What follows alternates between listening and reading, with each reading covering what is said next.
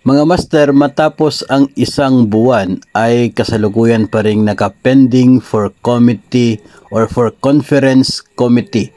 Ito pong Senate Bill number 1964, ang bersyon ng mga senador para po ito doon sa pagpapataas ng cash allowance ng mga public school teachers.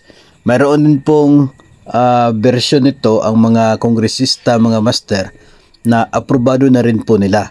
Pero yung pagkakaiba kasi doon sa dalawang versions na ito ay doon sa pag-implement ng 7,500 cash allowance at ng 10,000 na cash allowance kung kailan ito magsisimula. Kaya dahil sa pagkakaiba ng kanila pong napag-aproban ay kinakailangan magkaroon ng conference committee dito po sa mga senador at mga kongresista.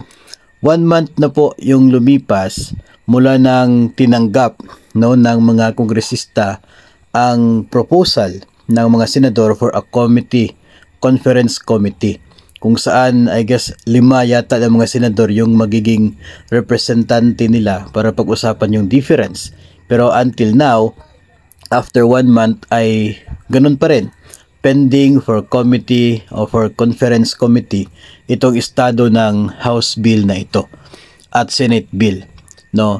Personally, for me mga master, importante po na ma-actionan ito agad.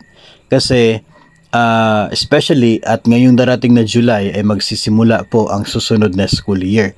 Diba? Yung cash allowance sa mga guro, binibigay yan kapag nagsisimula po yung school year.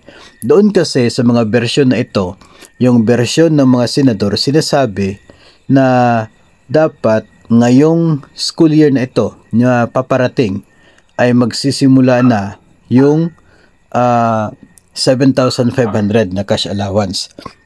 Yung bersyon naman ng mga kongresista ay sa susunod na school year, 2025 to 2026, yung simula ng 7,500. Sa mga senador, supposedly 10,000 na by next year. So yun po yung difference. Napakalaki po ng difference na yan. Kaya dapat pong mapag-usapan at magkaroon ng unified na desisyon. Isang bersyon na aprobado ng dalawang houses of the Congress na siya po maging batas na pipirmahan ng Pangulo at maging batas.